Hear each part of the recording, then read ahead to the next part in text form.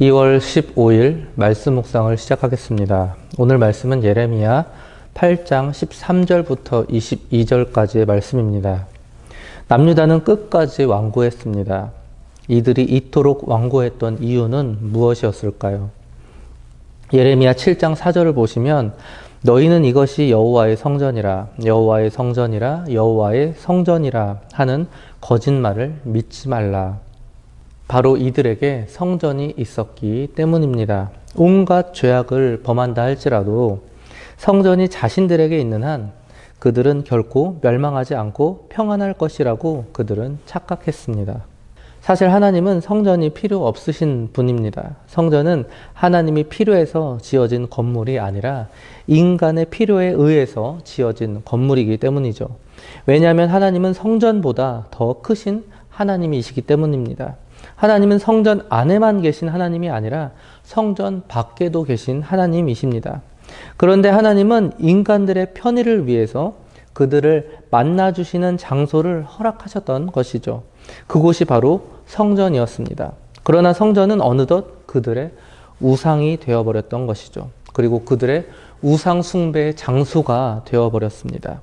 하나님께서는 이러한 헛된 믿음을 깨트리시기 위해서 이들을 심판하실 것입니다.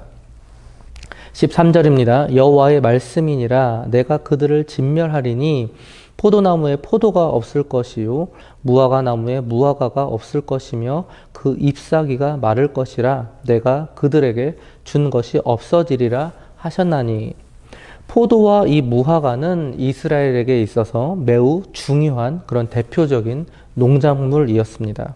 한편으로는 가장 흔한 농작물이었습니다. 그런데 이 흔한 농작물을 하나님께서 심판하셔서 그 어디에도 찾아볼 수 없게 하셨던 것이죠. 하나님의 심판에 의해서 유다 땅에 심각한 기근이 임하게 될 것이라는 예언이었습니다. 14절입니다. 우리가 어찌 가만 앉았으랴 모일지어다 우리가 견고한 성읍들로 들어가서 거기에서 멸망하자. 우리가 여호와께 범죄하였으므로 우리 하나님 여호와께서 우리를 멸하시며 우리에게 독한 물을 마시게 하심이니라. 하나님의 심판 때에 이 유다 백성들이 할 수 있는 것은 아무것도 없었습니다. 그저 우왕좌왕 할 뿐이죠. 견고한 성읍들로 들어가서 거기에서 멸망하자. 이게 도대체 무슨 소리일까요? 무슨 소리인지 모르겠어요. 피할 성읍을 찾아 들어가서 거기서 죽겠다라는 것입니다. 횡설수설하고 있죠. 우선은 피해보자는 거예요. 그러나 그 어디로 피신할지라도 그곳이 그들에게 안식처가 될 수 없다라는 것입니다. 견고한 성읍도 단지 그들의 생명을 단 몇 초 정도만 연장할 수 있는 그런 역할만을 해줄 뿐이었습니다. 우리에게 독한 물을 마시게 하심이니라. 비로소 유다 백성들은 후회합니다. 하나님의 심판이 코앞에 닥쳐오자 자신들의 잘못을 깨닫고 후회합니다. 그러나 이미 때늦은 후회일 뿐이죠. 사랑하는 성도 여러분, 회개도 다 때가 있습니다.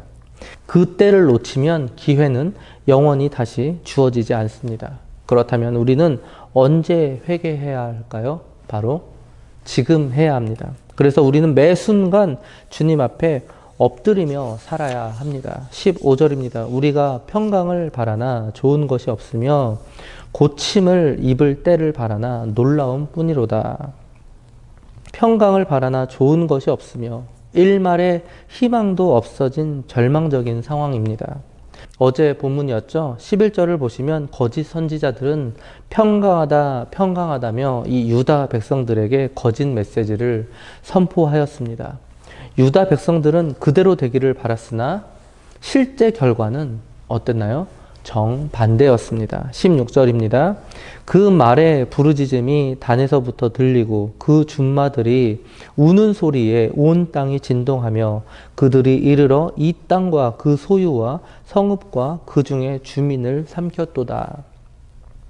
이제 곧 심판이 시작될 것입니다. 이 단은 팔레스틴 북쪽 변방에 속한 그런 성읍이었습니다. 대개 북방 이민족들이 침입해 올 때 제일 먼저 당도했던 곳이죠. 즉 적군의 침입이 시작되어서 가장 먼저 이곳이 함락될 것이라는 그런 말씀이죠. 이들의 부르짖는 소리가 곧 시작될 것이다 라는 것입니다. 다시 말씀드리면 바벨론을 통한 하나님의 심판이 이제 곧 아니 이미 시작되었다라는 것입니다. 17절입니다. 여호와의 말씀이니라 내가 술법으로도 제어할 수 없는 뱀과 독사를 너희 가운데 보내리니 그것들이 너희를 물리라 하시도다. 술법으로도 제어할 수 없는 뱀과 독사를 어떤 방법으로도 피할 수 없는 하나님의 심판을 말해주죠. 과거 하나님께서는 이 광야 시대에 이 범죄한 이스라엘 백성들에게 불뱀을 보내셨습니다. 그때 백성들은 아무런 저항도 하지 못했죠. 그리고 그 뱀에 물려 죽을 수밖에 없었습니다. 마찬가지로 바벨론을 통한 하나님의 심판 역시 이와 같을 것입니다. 저항은 불가능할 것입니다. 사랑하는 성도 여러분, 예레미야는 계속해서 외쳤습니다. 계속해서 이 남유다 백성들에게 회개할 것을 촉구하였습니다.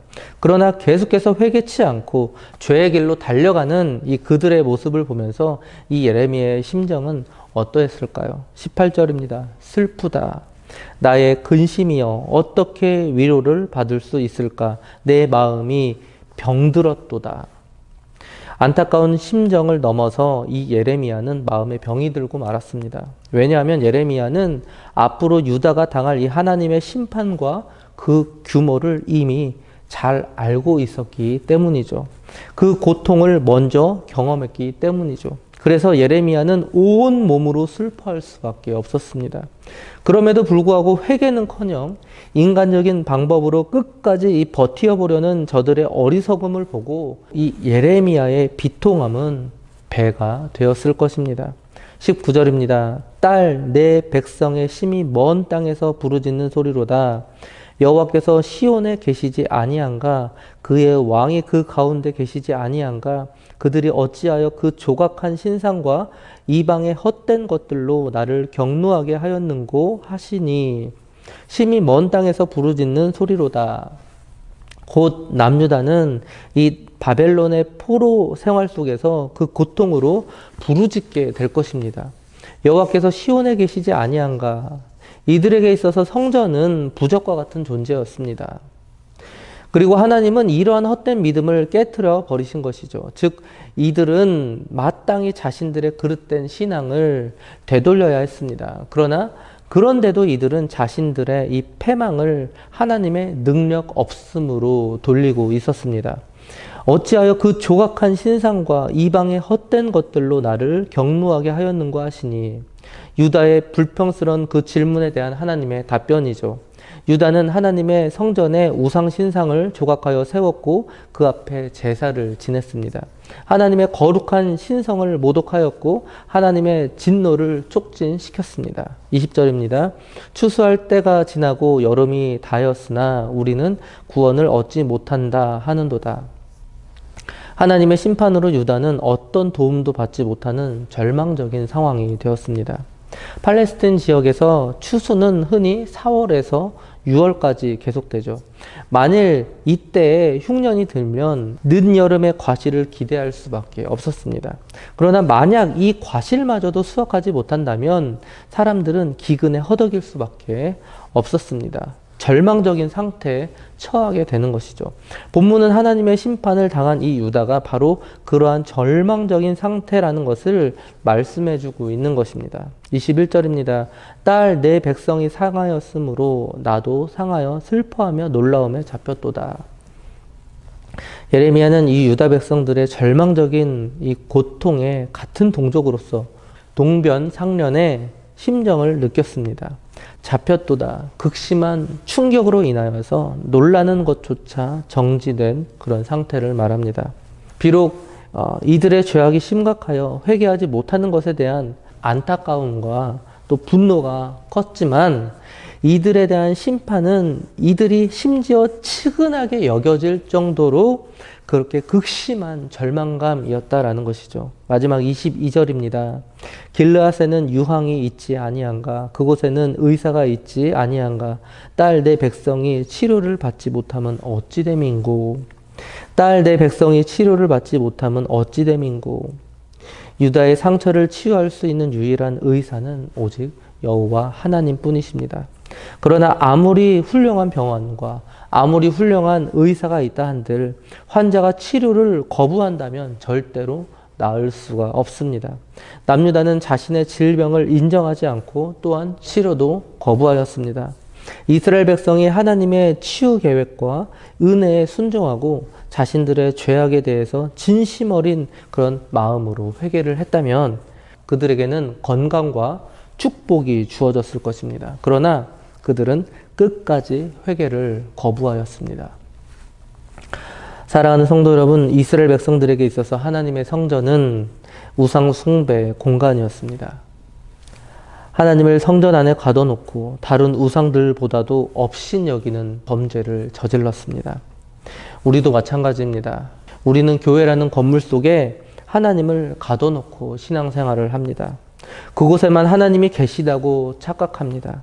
일주일에 한 번 드리는 예배, 또한 주일에 교회 안에서의 그 봉사의 삶으로 신앙생활을 스스로 만족해하고 있습니다. 그러나 우리의 진정한 예배는 가정 안에서, 그리고 회사 안에서, 그리고 삶 속에서 드려지는 것임을 우리는 명심해야 합니다. 이러한 삶 속에서 몸으로 드려지는 예배를 하나님은 가장 원하십니다.